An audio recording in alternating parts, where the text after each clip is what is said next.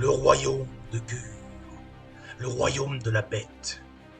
Un monde où les monstres gigantesques se disputent à la sauvagerie primale des êtres y survivants. Car il s'agit bien là de la survie avant tout. Gur étant ce royaume où chacun peut être le prédateur, mais aussi la proie. Même les terres tentent de se conquérir les unes et les autres. Les montagnes grignotent lentement les plaines, cherchant à dominer l'espace au sol ici-bas. Et ce, pendant que les forêts plongent leurs racines de plus en plus profondément dans l'effort d'affaiblir ces mêmes montagnes. C'est dans ce complexe de bestialité totale qu'émerge la rumeur, de plus en plus persistante, de l'existence d'un tome mythique. Un livre magique, chargé de connaissances et de savoirs aujourd'hui oubliés. Un livre magique, d'une puissance que l'on dit incomparable. Le tome de Cormandar.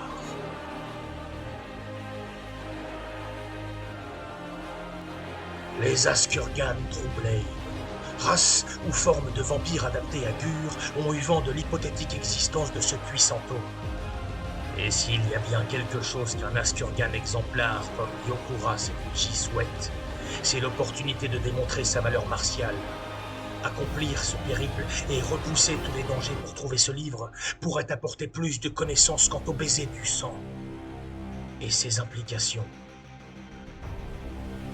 Peut-être tient-il là un moyen de s'opposer aux effets délétères des pulsions bestiales qui habitent chacun d'entre eux.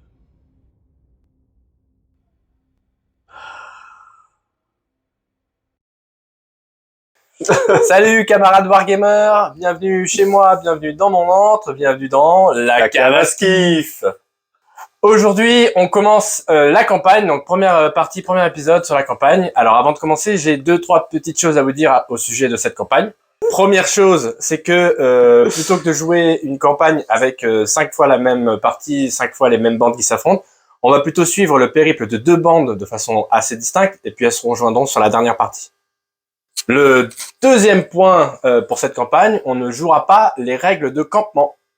Et enfin, le troisième et dernier point, pour cette campagne, on considérera les guerriers qui ont été mis hors de combat puis morts, en fait, grâce à leur jet de blessure, définitivement morts. On ne réembauche pas des guerriers qui seraient déjà tombés. On verra qu'on pourra s'autoriser à embaucher des alliés. Aujourd'hui, donc, première partie de la campagne. On va commencer à suivre le périple de ma bande. Donc, pour cette campagne, j'ai choisi les Askurgan Troublés.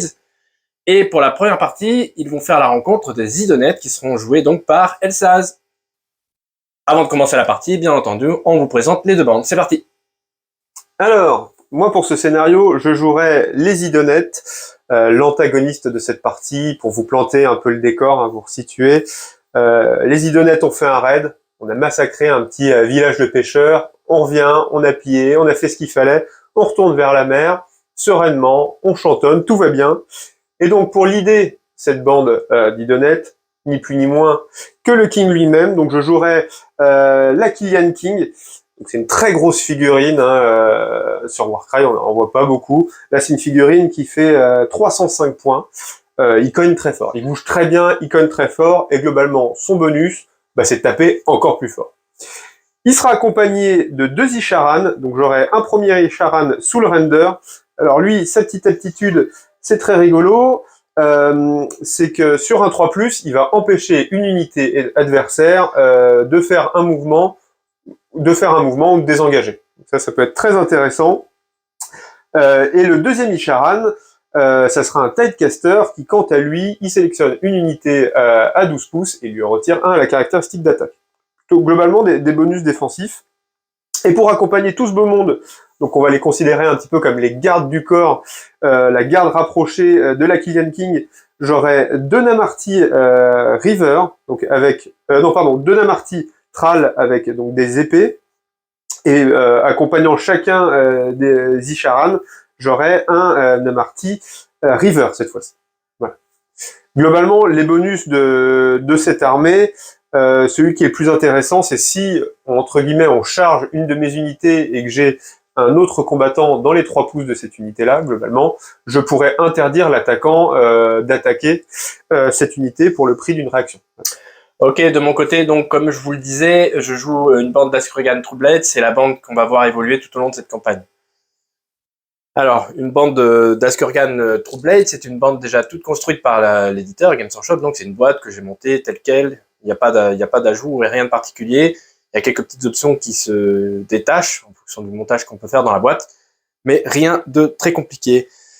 On a pour l'idée cette bande un Askurgan exemplaire, donc lui c'est le chef de la bande. En tant que chef, il est très très bon d'un point de vue martial, c'est-à-dire qu'il découpe et il fait des attaques qui font des dégâts 4, 6 de mémoire.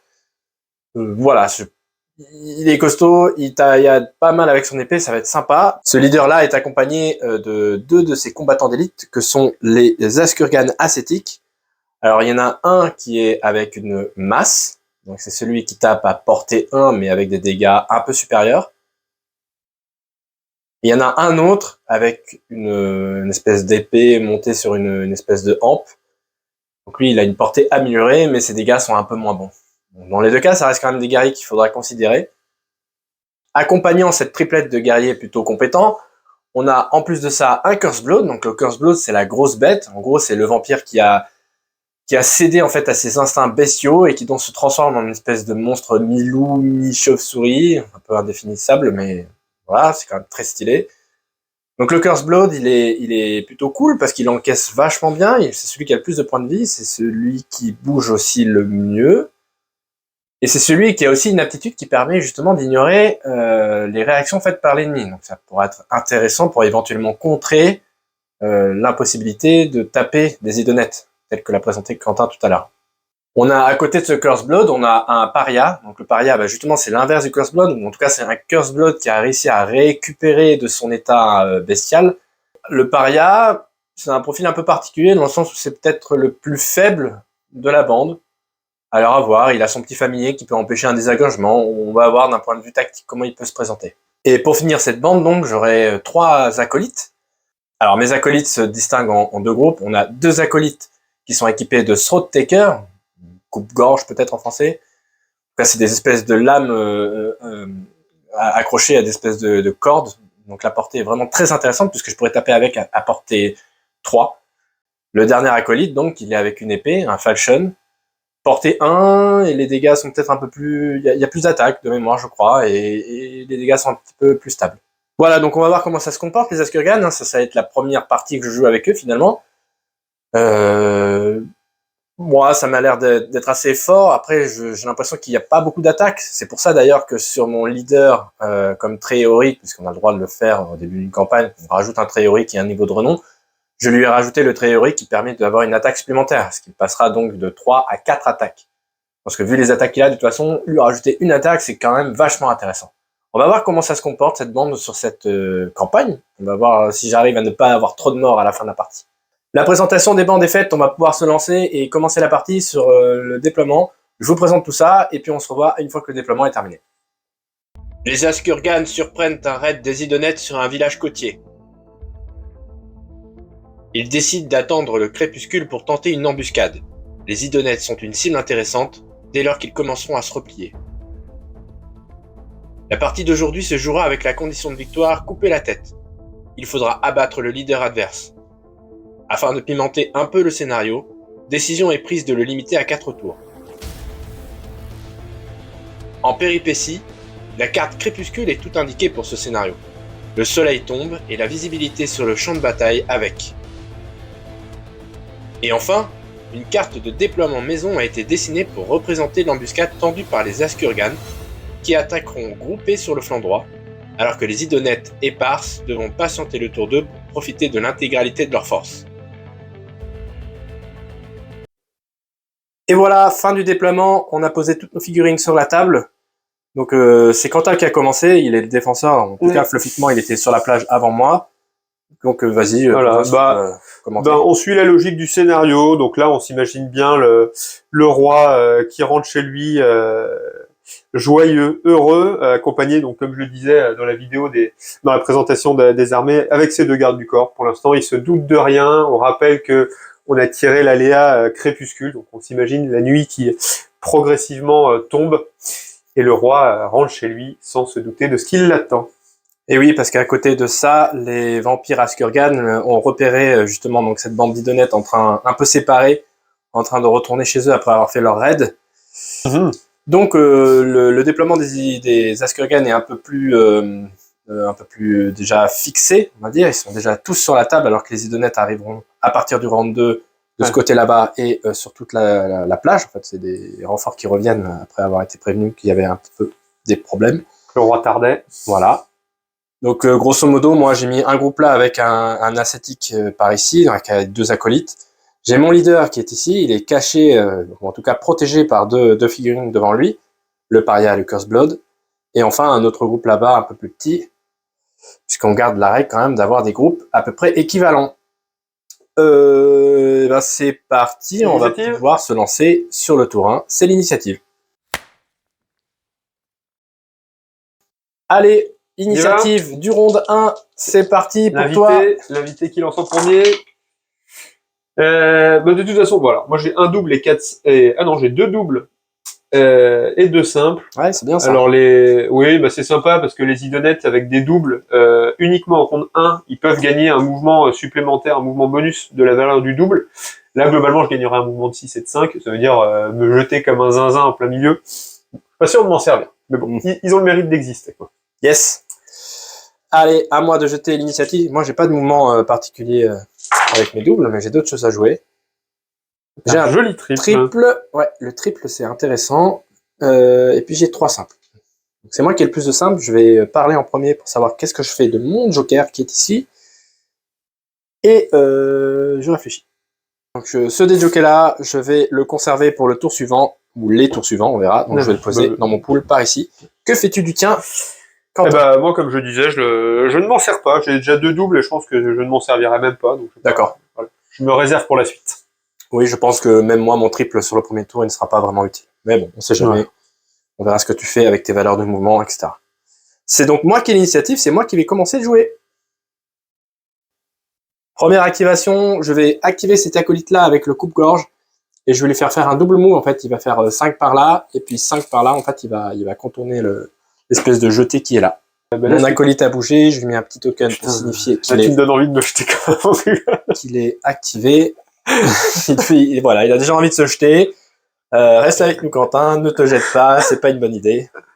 Moi, je joue comme s'il n'y avait pas de scénario. Pour l'instant, le roi ne sait pas ce qu'il l'attend. Monsieur a débranché le cerveau. Voilà. Très bien. Mais pour l'instant, très bien, non, mais d'accord. On est au premier round, on se place, on retourne vers la mer. Donc voilà, le premier Namarty va faire un simple double mouvement ici.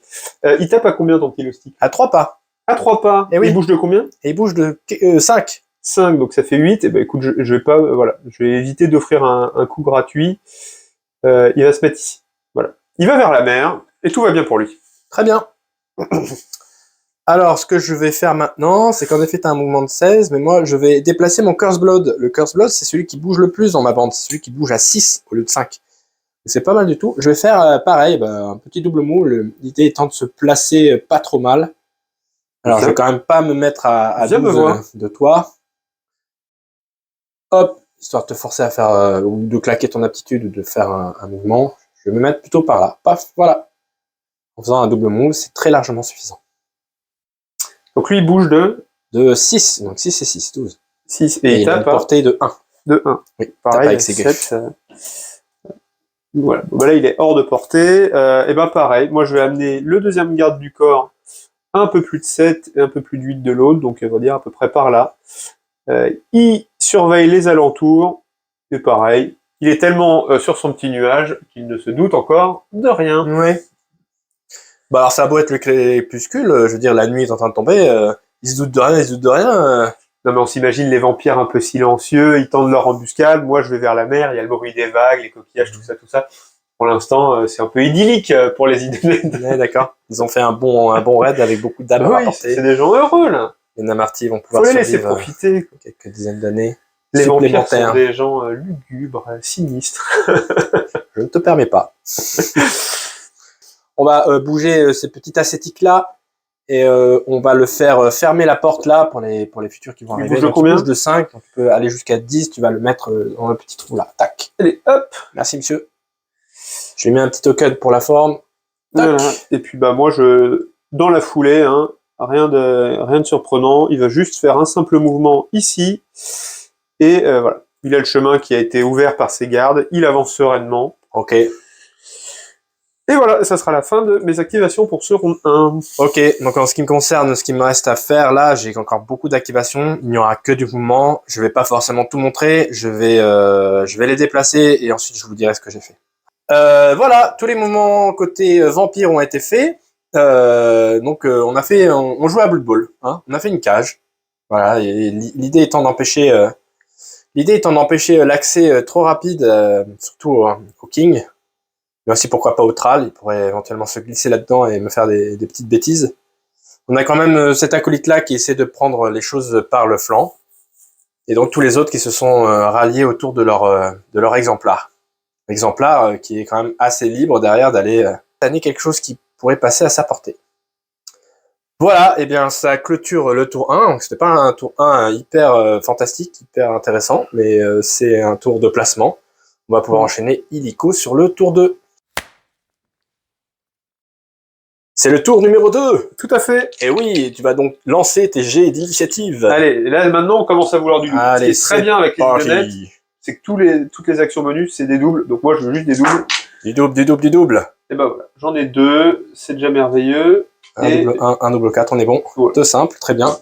Est-ce que je vais faire mieux? Est-ce que je vais faire aussi bien? Est-ce que je vais faire moins bien? Je Oh, fais c'est joli ça. un triple et un double, ça me va, c'est parfait. C'est pile poil ce que je voulais. J'ai un seul simple, c'est toi qui parles en premier pour le Joker. Que vas-tu faire? Tu en as 2 dans ton pool. Eh bien, je vais pas utiliser de Joker. Tu les gardes pour le tour 3? Ouais. Ben, je vais faire pareil, je vais pas les utiliser. Moi, j'ai déjà les combinaisons que je voulais. Très bien. Allez, c'est le début du tour 2. On a fait notre phase d'initiative. On sait que c'est Quentin qui a l'initiative. Avant de commencer à jouer, il a déployé ses 2 groupes. Donc, côté mer, on a ce groupe-là qui s'est bien avancé là, au maximum. Voilà, c'est ça. Ouais, je les ai mis à 3 pouces du bord. Parfait. Voilà, ils ont entendu l'alerte des gardes, donc ils reviennent au plus près. Il y a quand même le Soulander, hein, donc c'est pas à sous-estimer de mon côté. Voilà. Et tu as ce groupe-là avec la taille casseur qui arrive ici. C'est ça. Qui revient. Aussi en catastrophe. Exactement. Ok. On va pouvoir commencer la bagarre. C'est toi qui as l'initiative. Qu'est-ce que tu choisis comme combattant activé en premier? J'ai envie de faire une petite blagounette. Ah, la blagounette. La blagounette. Les blagounettes, c'est plus bien ça. Là, le roi, donc il découvre. Hein, on s'imagine qu'il découvre un peu là ce guet-apens de vampires. On a les gardes qui viennent de sortir d'un petit bain de sang. Ils sont encore un petit peu chauds quand même. Hein. C'est quand même des fiers guerriers qui viennent de sortir d'un combat visiblement victorieux. Bon, hein. Donc ils sont encore bien chauds. Voilà. Ils voient que le roi est en danger. Qu'est-ce qu'il se dit? Allez, j'y retourne. Je vais me faire bien voir. Je me jette dans le lard. Il y va. Ok. Donc qu'est-ce qu'il fait? Il va tout simplement... Il va faire un prote. Non, c'est rien. Il va faire... Donc il va utiliser ses 2 actions de mouvement. Pour ça. Il tape à combien le poney Le poney qui dit ça. Le poney, quoi. Le poney. Le respect, la mort, tout ça, quoi. Hein. Bah, je vais voir si je peux pas me mettre à plus d'un de lui. Tout en restant à 3. Ah, bah non, je vais être engagé parce que... Pour me le tenir. Voilà. Allez, on va faire ça. On va se dire qu'il se jette, là. Voilà, il se met avec la lame face à lui. Il le bloque. Il se met au milieu des 3, voilà. Et il va faire son aptitude, qui est le sweeping blow. En gros, je vais lancer un dé, voilà, on imagine qu'il fait tourner sa lame au-dessus de lui. Je vais lancer un dé pour chaque combattant à 2 pouces de lui, combattant ennemi, hein, il va pas taper les copains. Sur un 5, je ferai un dégât, et sur un 6, je ferai les dégâts de la valeur du dé. Donc là, je vais utiliser mon double 4. Oui, vas-y. Donc du coup, tout le monde qui est à portée. Donc on a le paria, le curse blood et... Exactement, voilà. Donc on va commencer par le paria. Allez, le paria va prendre. Je prends un prendre. dé qui est déjà sur un 6. Oui. Comme ça va pas du tout suspect. Ah, on n'était pas loin. C'est 5, c'est 1 dégât, et 6, c'est 4 dégâts. C'est ça. Donc là, pour l'instant, rien. Bon, rien pour le curse blood, oui. Sur la bestiole. Ouais. Et ben encore rien, c'est merveilleux. Et enfin... que vous adorez ce qui se passe. sur l'acolyte. Le petit loustic. Et l'acolyte, il va prendre tarif. Non, rien du tout. Eh bien, je pense qu'il a peut-être un peu trop bu d'alcool d'Idonette. Je sais pas trop ce que ça doit comme alcool, les Idonette. Voilà. Il voulait se faire bien voir par le roi. Il s'est jeté. Bah, il a loupé, voilà, c'est tout, quoi. Mais au Il a moins, il se fait bien complètement voir. loupé, Le roi ouais. est satisfait. Le roi est satisfait, mais un petit peu déçu. Un chouïa, quand même. Ok, à mon tour d'activer. C'est parti. Qu'est-ce que je vais activer comme combattant? Ok, donc ce que je vais faire, c'est que on a vu, tous mes vampires en fait ont vu l'espèce de tentative de Thrall, un peu pitoyable, donc on en rigole encore. Et donc c'est une technique. on va directement riposter avec mon acolyte là qui doit être déjà à 3 pas. Je vais pouvoir lui envoyer 2 bastos dedans. Allez. Et puis je vais faire ça. Je vais juste taper 2 fois dedans. On verra bien si j'arrive à tomber ton premier Thrall. Alors, l'acolyte Throat-Taker, il a 3 attaques de force 4. Tu es endurance 3 de mémoire. Ouais, tout à fait. C'est donc sur du 3+, c'est en dégâts 1 et 4 en critique. Allez, beaucoup de 6. Eh bien, tu vas perdre la bagatelle de 2 PV sur la première attaque. Allez, je vous les mets directement. Hop. Écoute, je vais lancer la deuxième attaque, c'est parti. Allez, un petit 6 là. Ah, il y a Ouf, un 6 oulala. et 2, 5. Ça fait donc 2 plus 4, 6 PV. Au total, en plus, Oui. Eh ben, il meurt. Ah, ça n'a que 8 PV les... Ça n'a que 8 points de vie, oui. Ah, c'est assez fragile de ce point de vue-là. Oui, mais écoute, il a fait son action, il en paye le prix. Voilà, oui. Le roi, Le gars, il est venu, il a couru, il a fait... Ah ouais. Le roi est un peu déçu, là, je pense. Fichtrement. Bon, par contre, ce qui est bien pour toi, c'est que je n'ai pas bougé cet acolyte-là, c'est-à-dire qu'il est un peu au milieu et loin du roi, a priori. Voilà. À ton tour. Donc, on s'imagine que là, notre petit Soul Render, il vient de voir le Thrall se faire découper. Voilà, tu m'as dit de dire découper, alors je vais dire découper, bon. Oui, mais c'est la vérité. Tout à fait. C'est la vérité, oui ou là, non? J'ai raison, j'ai pas raison. Là, il est en sashimi, clairement. Donc, qu'est-ce qu'il va faire, le Soul Render? Il va se jeter en plein milieu de la bataille. Et puis après, il va faire donc un premier coup d'épée dans cette espèce d'abomination. Et ensuite, il utilisera son aptitude là, avec sa corde pour essayer, comme je vous l'avais dit lors de la présentation, d'attacher, d'immobiliser. Voilà. Donc, on y va. Je bouge de 5. Donc, je me mets engagé ici. Il a une portée de 2, donc il va pouvoir taper là-dedans. Ouais. On va le faire tout de suite. Et après, on lancera son aptitude, donc sur un 3+. D'accord. Il ne pourra pas... voilà. Ok, ça marche. J'ai endurance 4 avec le Curse Blood. Très bien. Et ben moi, j'ai 4 attaques de force 4. Donc c'est parti. Sur du 4, ça fait 2 dégâts. Et sur du 5... sur du 6, pardon, ça en fera 5. Aïe. Et ben ça fait un total de Aïe, ça picote là. 14 dégâts. Ah ouais. Donc on a le Curse Blood qui a pris la bagatelle de 14 dégâts dans la mouille, et on va voir s'il est immobilisé, puisque notre ami Soul Render ici va utiliser son aptitude de nœud coulant. Ouais. donc pour un double, donc c'est le deuxième double que j'avais, mon double 1, sur un 3+, le Soul Render sera paralysé. Donc pas le droit de mouvement, pas le droit de désengager. Le Curse Blood. Le Curse Blood, pardon. Et ben c'est le cas. Donc là, voilà, on l'imagine en sissonné.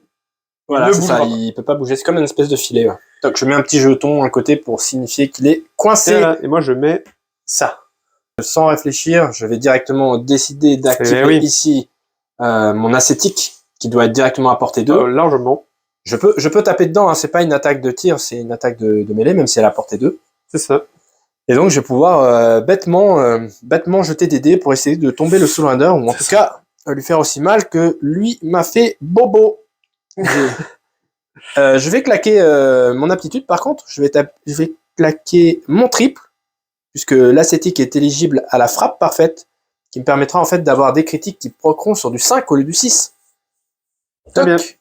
Donc, j'ai 2 attaques de force 5, tu as endurance peut-être 4. Et non, je n'ai qu'endurance 3. D'accord, endurance 3, donc ça change rien. Seul le roi est endurance 4. D'accord.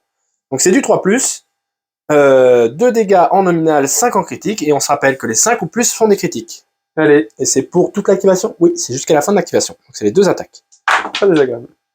Donc ça fait 2 PV pour cette fois-ci.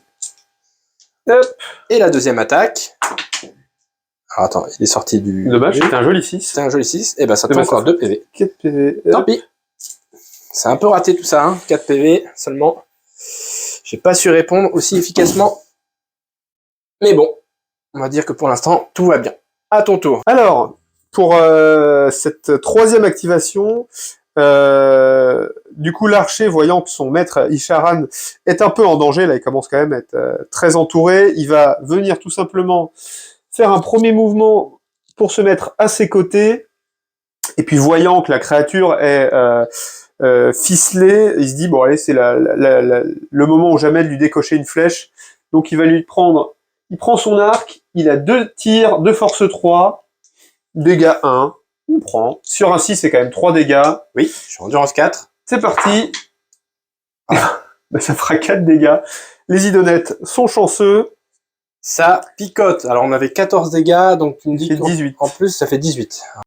Ok, on est donc à 18 PV perdus sur notre ami Curse Blood. Ça commence à faire mal cette affaire, surtout qu'il est toujours immobilisé. Comment est-ce que je m'en sors là? Ok, alors on va sortir on va prendre un petit risque. On va prendre un petit parce que là les dés ne me suivent pas. C'est un peu compliqué et en face Quentin il me sort des trucs là, il est en train de m'assauter les figurines une par une. Enfin, en tout cas j'ai encore rien de perdu mais Ça ne saurait tarder. ça commence à picoter. Donc on va prendre quand même un petit risque. On va sortir notre leader. Notre leader il va faire un mouvement de 5, il va passer par derrière là et si j'arrive à me mettre dans cette petite là enfilade derrière le socle, j'aurai la portée de 1 pour taper là-dessus. Oui, large.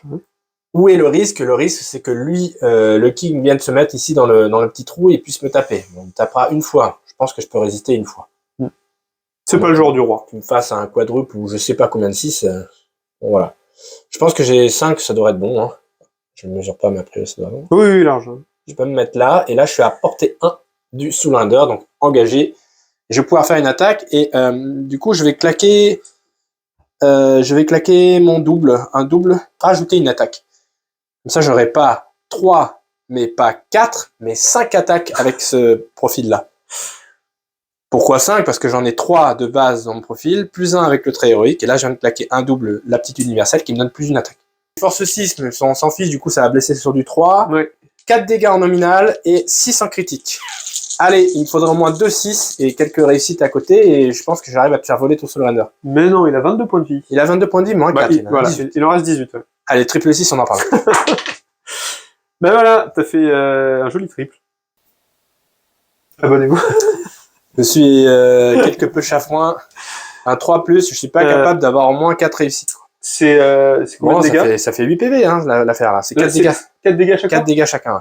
Purée quand même, hein? Ben oui, quand même. C'est pour ça que j'avais une grande chance de tout faire voler, là. Hein, normalement, tout à fait. Il me reste 18 PV, avec 4 réussites en comptant 2-6, c'était bon, quoi. J'avais pas réalisé que le risque était si gros. 2-6, c'était peut-être un petit peu optimiste, certes. Mais un 6, c'était pas déconnant, quoi, déjà. Un 6 parmi 4 réussites, c'était complètement envisageable. Bon. Tant pis. C'est activé, je mets les petits tokens. Allez, c'est pas grave. Les dés, la roue tourne, va tourner, comme disait le philosophe. On trouvera. Voilà. Alors... bon, là, il y a toute cette agitation. Là, le roi, il commence à quand même à se poser des questions. Il dit, tiens, qu'est-ce qui se passe? il y a du bordel. Ça fait un peu de bruit là-bas. C'est pas l'heure de combattre.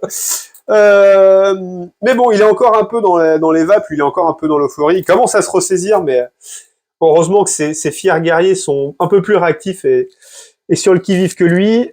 Donc du coup, notre valeureux archer, il va courir 2 fois. Parce que malheureusement, à cause du crépuscule, il ne voit presque plus que ses pieds. Donc il va faire un premier mouvement de 6 pour arriver là. Cela est ballot. Et un deuxième pour arriver ici. Il va se mettre devant son roi, près des rochers. À nouveau le king, le leader. C'est ça. Pour éviter qu'il prenne des tatanes trop rapidement. Exactement. Oui. Voilà. Et lui, il est 100% activé. On lui met son petit token. C'est une stratégie qui me semble cohérente. Et c'est à moi. Et je vais pas avoir grand chose à faire. Alors ce petit bonhomme-là, pour l'instant, il n'a pas été activé. J'attends avec impatience qu'il le soit. Pourquoi? Ici, ces 3 blocs-là, tu verras pourquoi. Ces 3 blocs-là ont été activés. Le Curse Blood ne peut pas bouger, donc on va considérer qu'il est activé. Je le mettrai en attente à la fin, en dernier.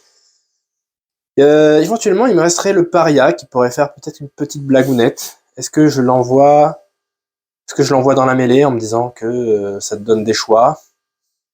Oui. Et puis comme ça, au moins, ça m'annulera complètement le risque que j'ai pris tout à l'heure, parce que je vais le foutre devant, dans le petit trou là.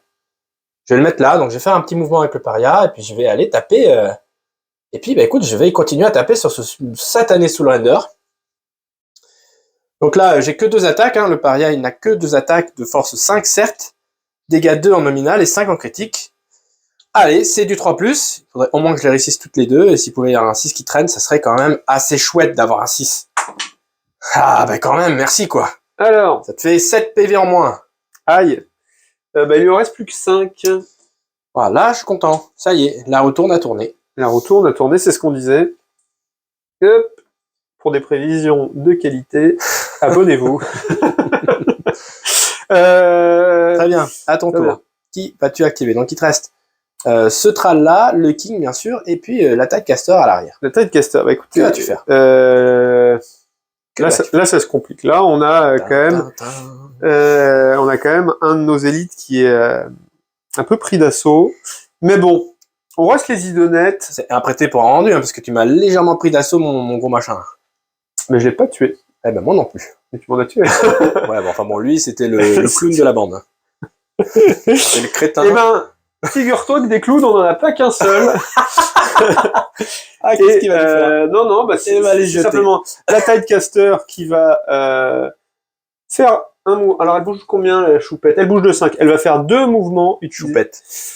Hop, choupette, elle vient. Elle va se mettre à l'ombre, Eh sous oui. l'arbre, bah oui. Parce que mine de rien, il fait Bah un petit oui. peu chaud. Oh. Ça boite le crépuscule, On le est sur la soleil tape plage, encore.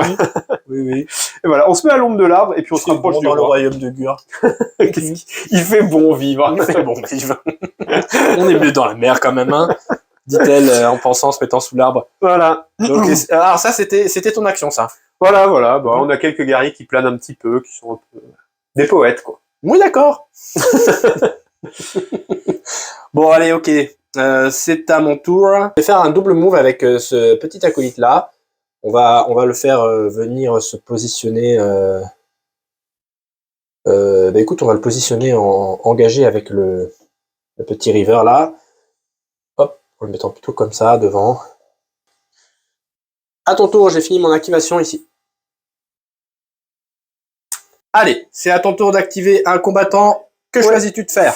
Bon, voilà, le roi commence à se réveiller. Il dit à son dernier guerrier, allez, bouge-toi, ton pote, il y allait round 1, t'y vas round 2.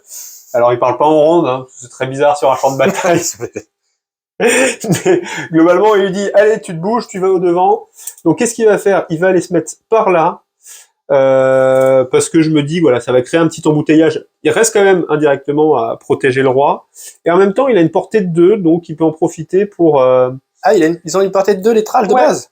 Ah non, oui, si, tu Bah peux ouais, douter. c'est pas mal ça. Si, ils ont une portée de 2, donc... C'est super bien ça. Ils sont vraiment bien ces idolètes. Ouais. Et de le taper. quand même. Ça, Voilà. c'est pas mal du tout. Et par la même occasion, qu'est-ce qu'il fait? Bah, il va créer un petit embouteillage Ouais. comme ça. Voilà.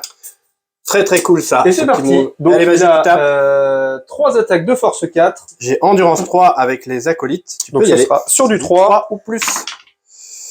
Ah, là, voilà. Enfin, Quand un je jet disais normal. que la retourne avait tourné, on est bien là, t'as quand même fait un dégât nominal, combien de PV ça me fait? 1. Ah ben voilà, on Ça y est est, reparti tu- sur les bonnes bases là. Voilà. Et pareil, Ah. monsieur est activé. Très bien. Eh bien alors, il te restera après ton king. Ouais. Je vais activer cet acolyte là. Et il va continuer un petit peu sur le délire de continuer à avancer sur le flanc de la bataille. Et il va faire un double move. Je pense qu'il va faire ça, et puis il va venir se mettre derrière l'arbre là, prêt à bondir sur quelque chose d'autre au tour suivant. Alors allons-y, donc il bouge de 5. Ça le fait arriver ici. Il va rebouger. Oups. Pardon. Il va rebouger de 5. Alors on va le mettre par là. Voilà. Paf. Bon, il est activé. Je mets pas le jeton, il me restera plus que ce garçon-là activé après. Il y a beaucoup de jetons sur le terrain. C'est à ton tour de t'activer pour ta dernière activation, si je ne m'abuse. Ouais. Il me semble qu'il ne reste plus que ton king à bouger. Il reste plus que le king. Bon, là, le king, il est un peu dans les vapes, mais il est pas neuneux quand même. Il voit ce qui se passe derrière lui. Il était temps, hein, parce que c'est quand même un king, l'élite martiale des idonnettes, quoi. Le gars est usurpateur, quoi. Non, mais on le sait tous très bien que c'est un génie des arts martiaux, gna, ce que vous voulez. Donc, là, il s'est mis un petit coup dans le nez. Bon, voilà, il est un peu plus lent que les autres, c'est tout, quoi. Dites-nous dans les commentaires quel alcool peuvent boire les idonnettes. Est-ce que les nains boivent de la bière, mais les idonnettes, ils boivent quoi? Du curaçao? Du Saxon de Fitch. On va faire ça. Je pense que je vais aller... on va bouger le roi, on va le faire taper. Hop, il va venir par ici. Et voilà, mon plan se met en œuvre. Il va venir me découper un acolyte, mais il aura bougé. Tadam. J'ai bougé, voilà. Du minimum, hein, faut pas déconner. Je reste quand même un roi, je vais pas me déplacer pour de la troupaille. Alors, notons que là, bon, t'as pas trop fait attention à ton déplacement, mais c'est pas si grave que ça. Toi, tu tapes à 2. D'accord? Donc, Oui, t'aurais pu te mettre à 2, mais de toute façon, tu Ah t'en oui, fiches oui, parce que pardon, moi, je je l'ai tape fait. à 3. Oui, voilà. Ouais. Donc, peu importe. Tout à fait. Mais il faut y penser. Mais il faut. Mais il faut. Oui, je fais la liaison, là, monsieur. Et je fais la liaison si je veux. D'abord. Me fait engueuler. C'est parti. Allez, vas-y. J'ai toujours Endurance 3 avec les acolytes. Les acolytes. Il fait plein de liaisons maintenant. Pardon. Eh ben moi je suis force 5, donc ça va Aïe, être sur aïe, du aïe, il 3. va blesser sur du 3. J'ai un acolyte qui va voler. Poum. Mais non, mais non. Allez, vas-y, Coco. Ça me fait... non, mais non. Bah, ça fait 6 dégâts, ça va. Bon, j'ai la moitié d'un acolyte qui a volé, ça va. Voilà, c'est Je m'en sens pas trop mal. Je vais la moitié pouvoir haute. espérer Allez. commencer à t'enlever des PV. Prochain tour, si j'ai limite. Donc, il me reste plus que cet ascétique ici présent. Et cet ascétique, il va se jeter dans la mêlée. Hein. Je pense qu'il va faire un double move pour aller se mettre juste au corps à corps, au contact avec le Thrall, là. Voilà, toi, tu n'as plus rien à activer. Il me reste le Curse Blood, mais celui-ci est complètement bloqué. Je n'ai rien apporté un, donc je peux même pas taper. Je suis bloqué par le nœud coulant du Soulander. Je vais donc faire une action d'attente. Et ça clôturera le tour 2.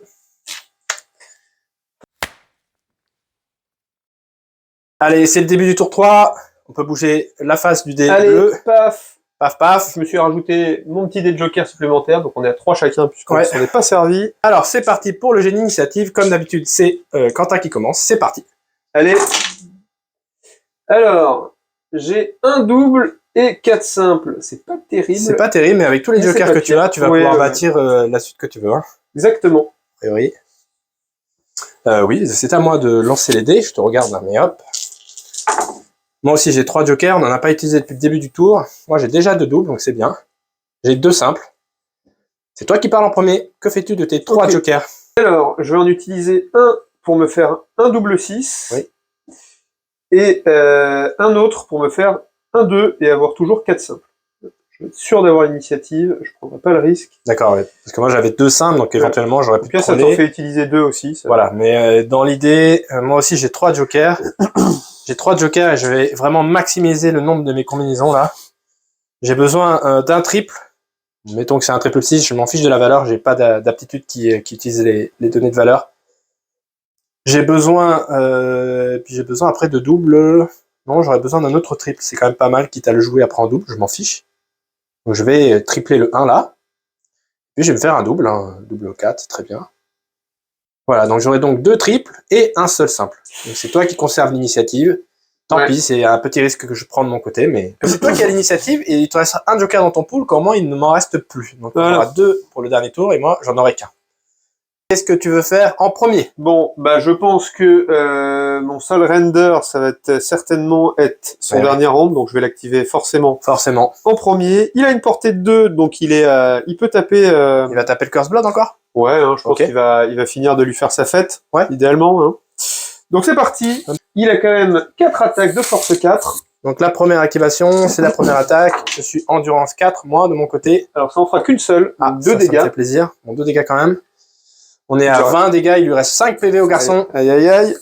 Je vais... Alors, j'ai vu ton jet de dés là. C'est vrai que j'ai pas donné de réaction. Je vais faire une réaction. Je vais faire la réaction de mes... T'es force combien lorsque tu tapes? 4. Force 4, oui. Alors, je vais faire la réaction d'Exaskurgan qui dit que je gagne plus en endurance. Ok, donc Je je vais te te blesser blesserai. maintenant sur du 5. 5. C'est Enfin, pas si grave. tu décides de taper sur lui. Hein. Ouais, bah je D'ailleurs, vais... De toute façon, je vais faire un double 6, donc ça va régler le problème. Oui, voilà. Bah voilà, ta réaction n'aura servi à rien. Ma réaction n'aurait servi à rien, mais Tout bon, raté. c'est pas grave. Je pense qu'il fallait l'utiliser... Euh, Je pense même qu'il aurait fallu que j'utilise dès le début, en fait, dès la première action de combat, mais j'y ai pas pensé. Je m'en sors bien. Je m'en sors très très bien. On a donc ton Soul Render qui est activé. Tout à fait. Est-ce que tu claques son aptitude? Moi, je vais utiliser mon double et je vais tenter de paralyser cette grande bestiole. Donc le Curse Blood, en tentative de paralysation, de paralysie, Oui, peut-être ça de suffira. Hein. blocage du Curse Blood. On va y arriver. Sur un 3+, Ah, il est là le 6. Il bouge pas, pépère. je suis encore coincé.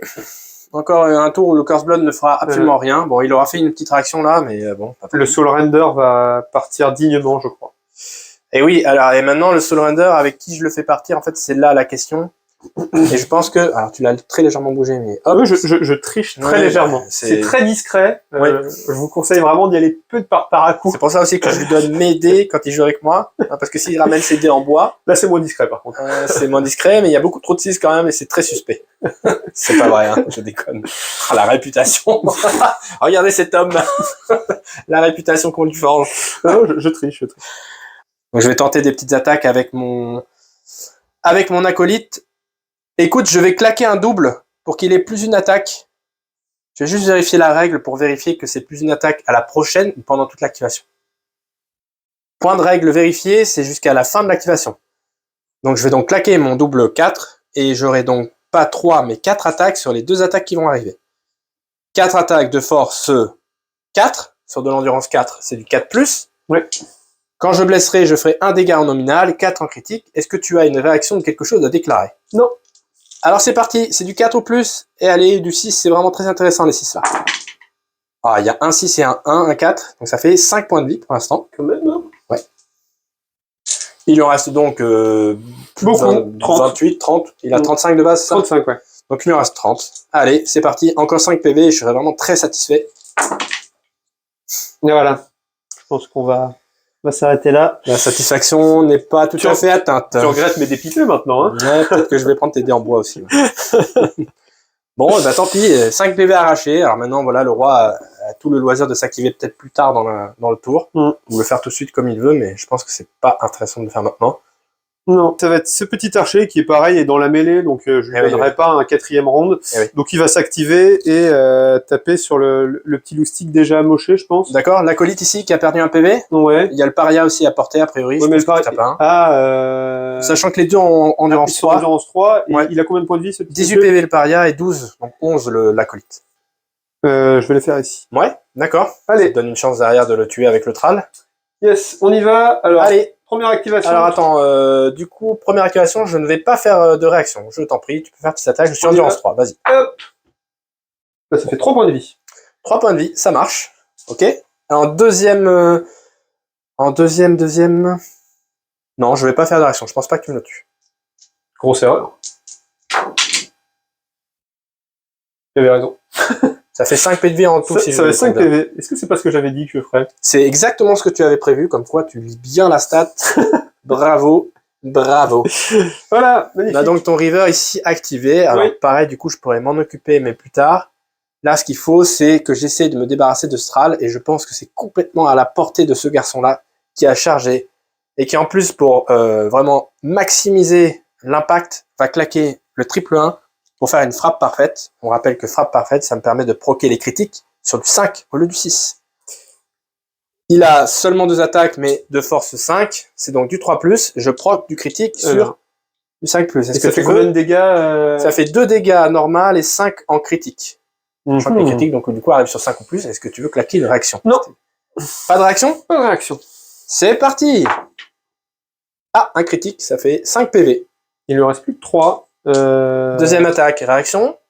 Peut-être réaction cette fois-ci. Réaction, ça marche. Allez, c'est sur du 3. Et un critique. Et ben il est mort. Et pas des. C'était une riposte que tu faisais en réaction, ouais, hein. Ouais. Et pas d'échec. Donc je prends pas de PV. Il est mort. Il est mort. Très bien. Très bien. Il a bien taffé, je suis très content. Très bien. Eh bien, écoutez, avec ce gentil crépuscule et pas autre chose, je ne vois plus qu'à 4 pouces. Donc lui, je le vois, mais il est engagé, donc je ne peux pas lui tirer dessus. Et oui. Et lui, il est un peu trop loin. Pile. Eh ben, c'est pas grave. Voyant le danger, notre ami va venir par ici.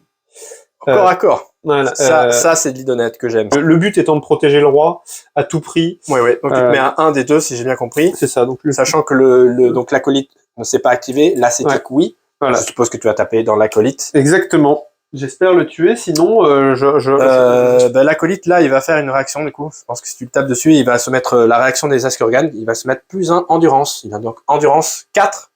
Et ben donc ce sera sur du 5. C'est ça, hein, tu tapais à force 3. Hein. Ouais. Donc j'ai 3 attaques. De toute façon, il me faut un simple 6 et on n'en parle plus. Bon, il y a quand même 2 réussites. Bah ça lui laisse à 1 point de vie. Et non, ils en ont 12. Hein. Ah bon 12. Ouais. Là, il a perdu 2 points de vie. 9. Je vais en tête 8 d'ailleurs. Mais ok. C'était une erreur alors de ma part. Non, les trals des bandes Merde. récentes ont souvent plutôt 10 ou 12 points. Ok. Bon, je pense pas que tu te sois suicidé. Non, je bloque le passage pour mon Voilà, roi. tu bloques le passage, mais de toute façon, il faut. Hein. Ouais. Ok, donc cette activation-là est terminée, c'est à mon tour. On va activer, on va commencer à essayer de déblayer le Surrender. On va activer cet ascétique-là, qui ne va pas bouger, il peut faire directement ses 2 attaques là-dedans. Allez. Et je vais claquer mon dernier triple, donc j'aurai plus d'aptitude. Je claque mon dernier triple pour refaire une frappe parfaite. Donc je procrée à nouveau des critiques sur du 5. Il a 2 attaques de force 5, endurance 3. C'est du 3 ou plus, les critiques sont sur du 5 grâce à l'aptitude. Bon, j'ai un critique, Ce qui fait 5 points de vie. 24. Il est mort. Il meurt. Bravo monsieur. Il te Ok. reste une action. Et il me reste une action. Et en gros, ce que je vais faire, c'est que je vais faire un mouvement pour venir me mettre ici, vraiment collé au corps à corps. Et je pense qu'à la prochaine activation, j'arriverai à le tuer avec soit... il me reste qui là? Il me reste le paria. Le chef. Le chef, il sera trop loin, donc on va bouger. Donc il faudra d'abord que je fasse le paria. Ouais, le chef, il est vraiment enfoncé dans son dispositif. Ça le bloque vachement dans ses mouvements. Mais bon, je préfère pas trop prendre de risques. Pour 1, ne pas perdre le scénario. Et 2, ne pas prendre le risque aussi de le perdre à la blessure à la séquence de fin. Yes. À ton tour. Eh ben, je vais activer le King. Hein. Ouais, toi, c'est le King et le Tidecaster. Hein. Et le Tidecaster, effectivement. J'ai Le plus King, grand monde. Il va faire de la purée d'acolyte, j'ai l'impression. Acolyte qui n'a plus de slot d'action, donc pas de réaction possible. Je peux pas me mettre plus d'endurance. Ouais, écoute, je vais utiliser mon double. Pas faire des postes. Je vais utiliser mon double. Parce que ça va lui rajouter 3 attaques. Ça fait 7 attaques. Si je le tue, j'aurai une action de mouvement. Donc tu as utilisé ton double 6. Voilà. Ça ajoute la moitié de 6 au nombre d'attaques, donc 3 attaques. Donc ça fait 7 attaques de force 5. Et c'est du 3+. Et tu es prêt? Je pense que mon acolyte n'est pas prêt. Mais il prend une grande respiration. Et c'est parti. Il fonce droit vers d'autres cieux. Et ça lui fait 13 points de vie. Non, ça fait même beaucoup plus. Ouais, ça fait très largement beaucoup plus. Ça fait 15 points de vie. Il est décédé, enfin en tout cas il est mis hors de combat, on sait pas s'il est mort, mais il est mis hors de combat. On lui souhaite. Non, on lui souhaite pas. Quel bâtard. Quelle mauvaise langue alors. Et donc lui tape à 1. Tape à 1, ouais, lui c'est le marteau, c'est la masse. Et lui tape à 1 aussi. Mais lui il est bloqué pour cela. Voilà. Bon, écoute, je vais me mettre à 2. Ouais, tu te mets à 2 donc de mon ascétique avec exactement la masse. Ok, eh bien alors il me reste donc cet acolyte là à activer. Il est à 1 pouce, donc il est engagé avec le river. Ouais.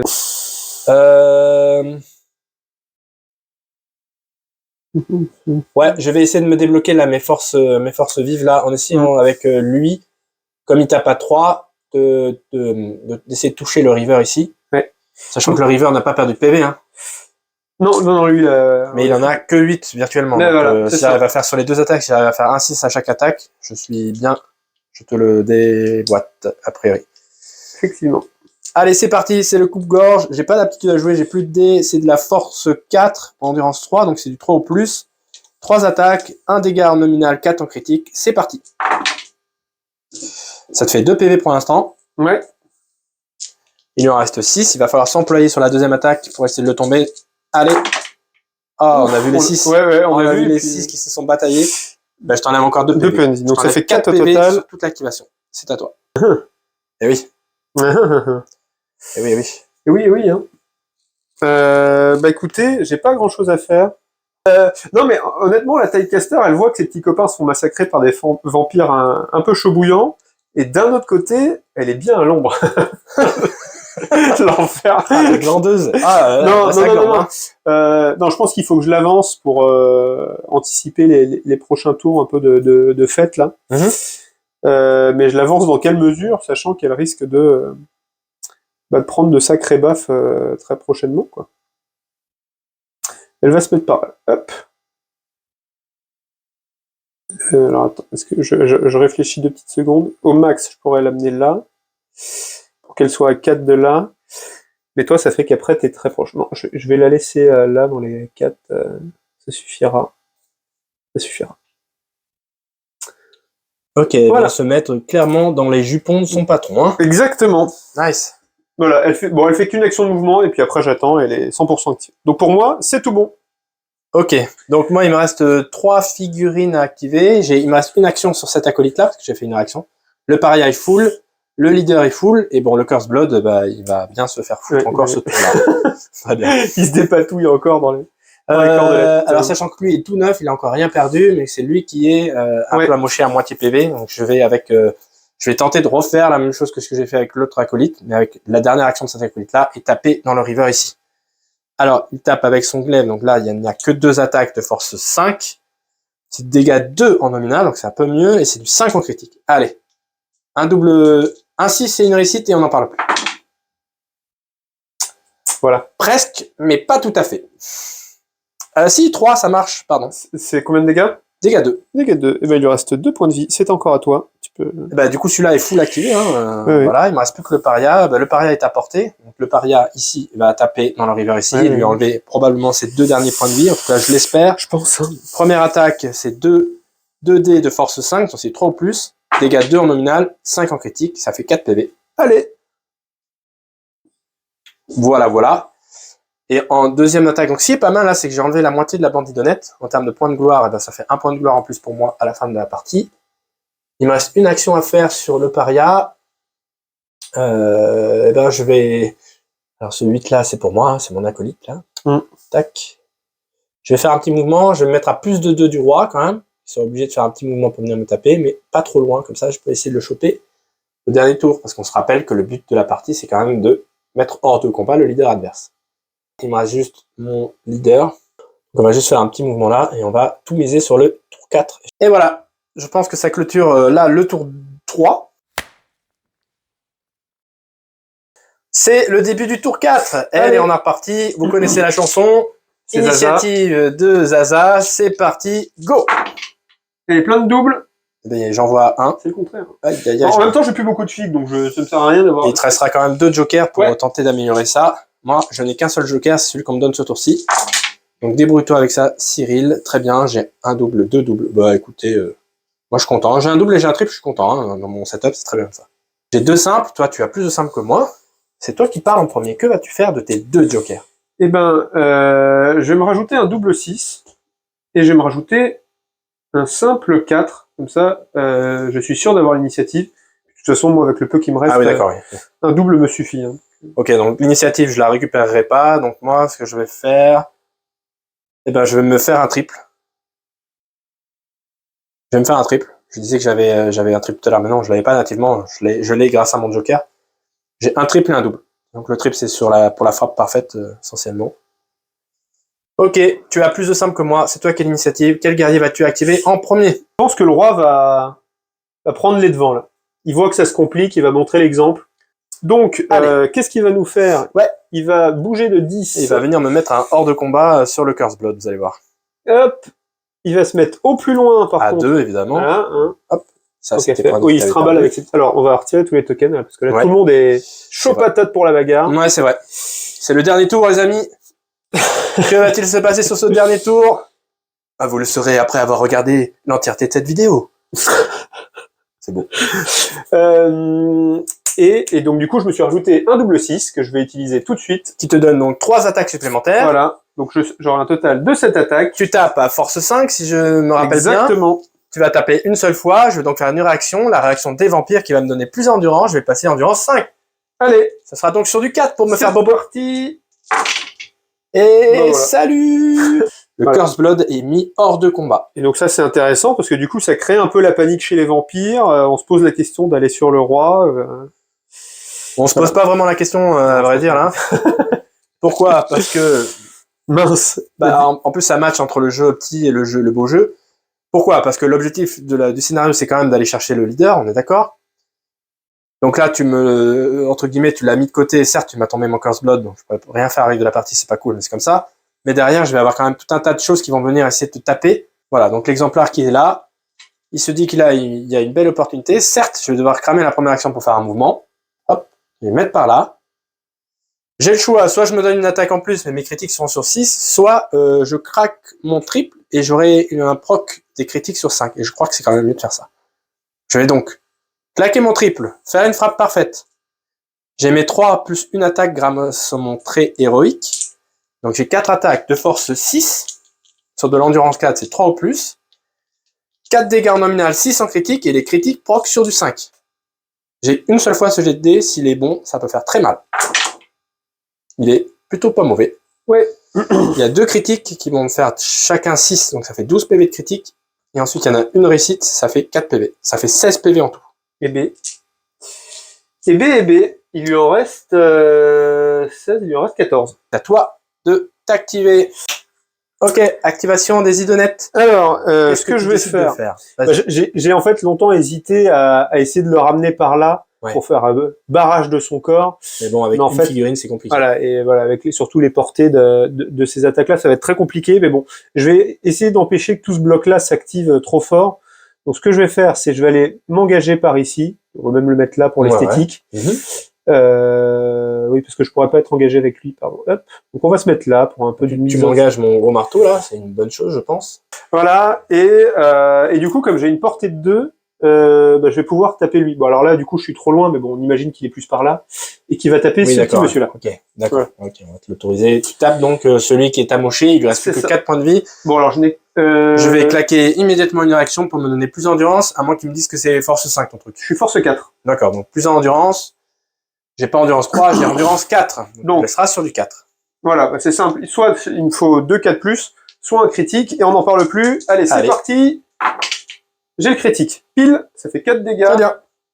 Ah non, ça en fait même 5. Ça en fait même 5, 4 suffisait largement. Et puis j'avais une attaque en plus. Voilà. Mais quelle méchanceté! Vigilance orange sur la plage, ne vous baignez pas. C'est drapeau rouge. Drapeau rouge. Bon, chier.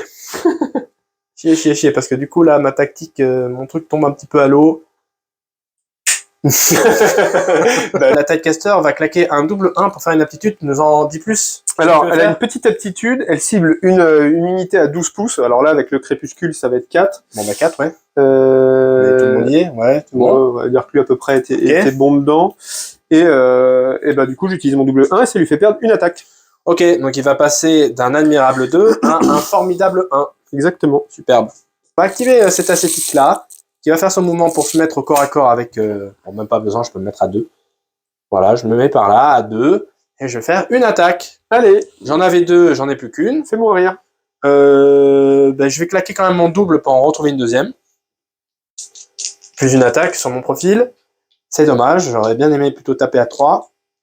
Je tape force 5 sur endurance 4, c'est du dégât 2 en nominal, 5 en critique. Allez, du 3+, mais beaucoup de 6. T'aurais pu au moins faire un 3. Bon. Allez, c'est bon, j'ai échoué là. Tant pis pour moi, c'est pas grave. Je pense que je n'arriverai pas à descendre le roi. Ça fait plouf. Bon, moi, il me reste plus que mon archer activé. Je pense pas pareil, de la même façon qu'il fera grand chose.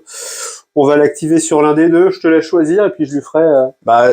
choisis le paria, c'est celui qui a la plus basse endurance. Alors après, c'est vrai que je peux claquer des réactions, mais bon, chaque réaction, c'est une attaque en moins, mais je vais pas en claquer du coup. À moins que je te fasse des triple 6, voilà. tout va. Mais choisis le paria vraiment. Allez, on y va sur le paria, la première session. Donc je sors ma petite dague, je tape pas avec l'arc, bien sûr. La petite dague, 3 attaques de force 3. Force 3, endurance 3, style 4+, il y en a un qui passe en dégât, mais attention, c'est là un dégât. Triple 6. Non, mais ça fait 3 dégâts de plus, ça fait 4 dégâts, voilà. C'est symbolique. Oui, parce qu'il me restera 14, et après, on est bon. Voilà. Écoute, moi, il me reste l'ascétique qui est là, qui est coincé par la tête casseur, fort bien joué de ta part. Le paria ici qui va pouvoir taper là, et puis l'acolyte, on va commencer avec l'acolyte. On va essayer de voir si je claque mon double 6, c'est comme ça, je saurai sur qui rejeter la faute de la défaite. C'est parti, 3 attaques, de force 3, non, de force 4. De force 4, endurance 4, c'est du 4+. Allez, fais-moi rien encore une fois. Triple 6, et ça fait 12 PV. Donc ça suffit même pas. Okay.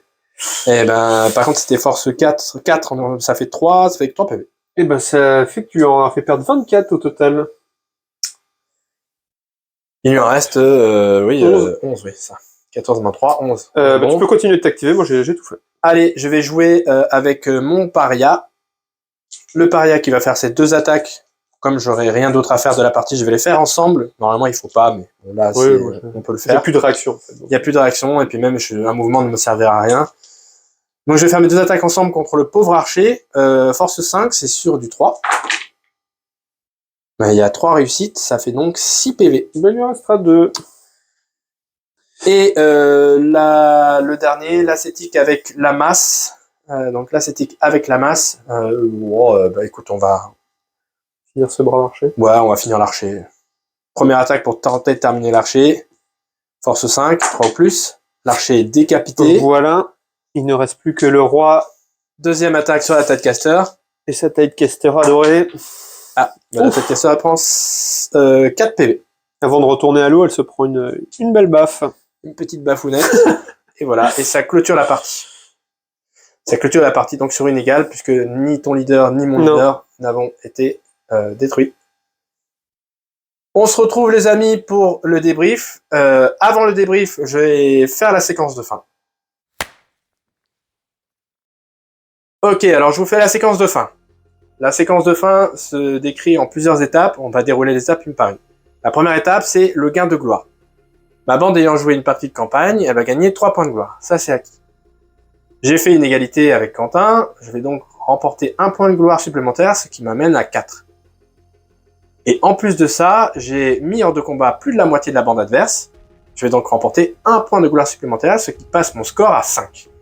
Voilà pour les points de gloire. Maintenant, passons aux blessures. La phase de stress.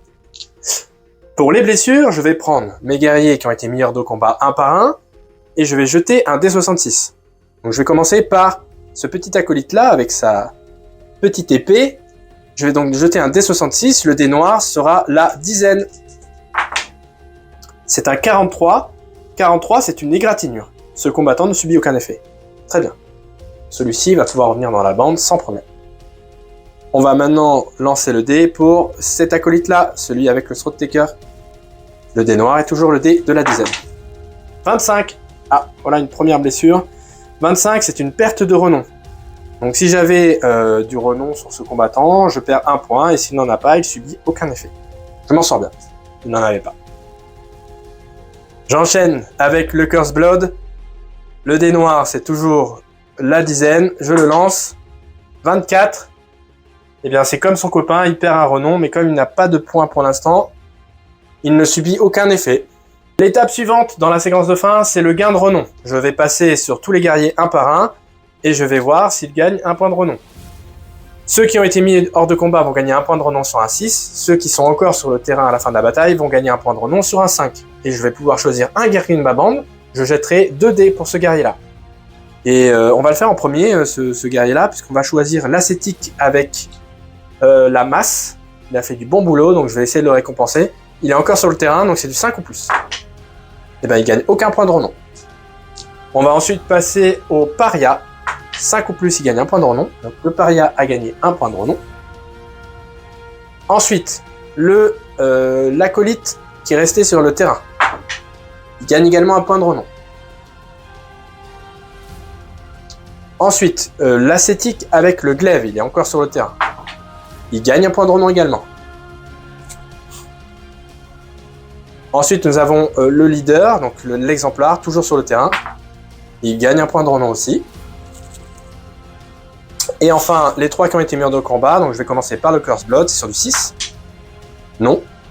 Ensuite, l'acolyte Throat Taker, sur du 6, non plus. Et enfin, l'acolyte avec son épée, sur du 6, non plus. L'étape suivante, c'est la quête. Ma quête à moi, c'est sécuriser un allié puissant, qui dit que je vais pouvoir éventuellement embaucher un allié héros, alors que c'est pas normalement autorisé. Alors cet allié héros, je peux l'embaucher gratuitement, sans payer de points de gloire, en plus des points de gloire qu'il va me coûter pour l'embaucher, si je gagne la partie. Ce n'est pas le cas, je n'ai que 5 points de gloire, il faudrait que je paye ces 5 points de gloire-là pour avoir le droit de l'embaucher. Or, un allié, c'est pas gratuit, ça vient aussi me faire dépenser des points de gloire que je n'aurai plus. Je ne pourrai pas embaucher d'allié cette partie-là. On verra la partie numéro 2. Enfin, l'étape 5, détacher les combattants. On va aller chercher un artefact. Je simplifie volontairement ici, puisqu'on n'utilise pas les règles de campement. On va donc simplement se dire que, et ce sera pareil pour Quentin, on va simplement gagner un artefact dans la liste des artefacts qui sont présents dans le livre de règles. Je vais donc rejeter un D66. Le dé noir, c'est le dé de l'unité. J'ai trouvé l'artefact 53. L'artefact 53, c'est l'embrivoire, qui est un périssable. La première fois que le porteur effectue une action de mouvement à chaque round de bataille, ajoutez 1 à la caractéristique d'attaque de ses actions d'attaque de mêlée jusqu'à la fin du round de bataille. Bon, bah c'est pas mal.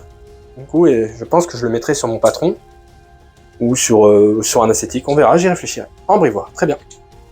Pour clôturer cette séquence de fin, il reste encore l'étape 6, la gestion de la bande. C'est à cette étape, normalement, qu'on gère et le recrutement et éventuellement la périssabilité des artefacts. Parce que les artefacts peuvent avoir une durée de vie limitée. Là, il n'y a rien à faire, puisque de toute façon, c'est la première partie qu'on joue, donc il n'y a pas de blessé à réparer. Même s'il y avait eu un blessé précédemment, là, il n'aurait pas pu se réparer tout de suite. Donc l'étape 6 est une formalité sur la première bataille. Et on a ensuite l'étape 7 qui parle du campement, pardon. Et le campement, nous avons dit que nous ne jouions pas les règles associées. Fin de la partie, premier épisode de la campagne terminé. Bonne partie. Ouais. Alors, qu'est-ce que t'as pensé de cette partie alors? C'était sport, hein. On n'était pas loin du Blood Bowl. Il manquait un petit ballon de foot en plein milieu, là. Ouais, il y avait une belle cage. Et ouais. Trop cool. C'était ma première partie en narratif. C'est trop bien, un peu d'en plus du jeu, de s'imaginer ce qui se passe, comment les figurines ressentent chaque action. Et du coup, moi, voilà, le premier round, je l'ai joué un peu, on se balade, on n'est pas trop au fait que, on s'attend pas à se faire embusquer, hein, forcément, c'est le principe de l'embuscade. Et puis du coup, après, je l'ai joué façon idonette, très courageux, valeureux, qui veulent protéger leur roi à tout prix. Donc, ils font 300 noms. Voilà, ils se sont jetés. Il y en a qui sont restés très proches du roi et d'autres, au contraire, se sont jetés. Les plus fougueux se sont jetés dans la mêlée. Ce qui a permis un peu de à aucun moment, j'ai pu vraiment, t'avancer dessus et vraiment venir t'agresser de façon voilà, c'est ça, c'était très chouette. Il y a les guerriers qui sont venus un peu bloquer les vampires. Il y a mon magicien qui est arrivé, pareil, qui a attrapé je suis désolé, à chaque fois j'oublie son nom, j'appelle la grosse bestiole, mais c'est la grosse bestiole, c'est le Curse Blood. Le Curse Blood, voilà. Ouais. Donc c'est très sympa avec un roi qui reste un peu distant au départ, qui vient dans la mêlée à la toute fin. Donc il y a ce côté un peu vivant, très immersif, que moi j'ai trouvé ça génial dans le partie. C'était une belle partie. Moi je découvre les idonettes, les vampires. Yes. Très chouette. Yes. Bah écoute, moi aussi j'ai bien kiffé cette partie. Donc il y avait vraiment un aspect cinématographique, mais de toute façon c'était cherché via le narratif. Hein. Ouais, c'est cool si on arrive à ça. Dès la première partie de campagne, c'est vraiment chouette. Les Askurgan, ça tape plutôt pas trop mal. Alors, c'était facilement lisible. Il n'y a pas beaucoup d'attaques. Mais la moindre attaque qui passe, et quand elle passe en critique, bim, c'est 4 PV, 5 PV, boum, ça arrache des gros pans de chair entiers. C'est vraiment cool. Ça tape fort, c'est solide, ça tape de loin, mine de rien. Enfin, oui, avec les sauts de Taker là. Bon, après, beaucoup d'armes à distance, mais ouais. C'est une bonne bande. C'est vraiment une belle bande que j'ai hâte de voir évoluer. En termes de points de gloire, j'ai 5 points de gloire là, donc ça va être 5 points de gloire, c'est pas mal. J'ai pas gagné la partie, donc je pourrais pas tout de suite aller chercher un allié à embaucher, mais gageons que je puisse le faire dès la partie 2. L'intérêt, c'est d'avoir le maximum de monde pour la partie finale. Voilà, écoutez, j'espère que vous avez apprécié cette vidéo. Si c'est le cas, mettez un petit pouce bleu. Si c'est pas le cas, vous ne mettez pas le pouce, c'est pas grave. Vous pouvez le mettre aussi. Vous pouvez aussi mettre le pouce bleu, quoi qu'il arrive. Dites-nous que vous avez pas aimé avec un maximum. Merci pour votre commentaire aussi, si vous avez envie de réagir à la vidéo, c'est cool. Merci de vous abonner si vous en avez envie également. Il n'y a pas de pression, mais c'est cool. Ça me fait plaisir aussi d'avoir un maximum d'abonnés. Et voilà. Et puis le périple des Askurgan Troublates va pouvoir continuer très rapidement. Puisque si vous voyez cette vidéo, c'est que les 5 parties de la campagne ont été jouées et montées ou en cours de montage, pas loin d'être finies, puisque je commence à balancer la vidéo. Il va y avoir du contenu.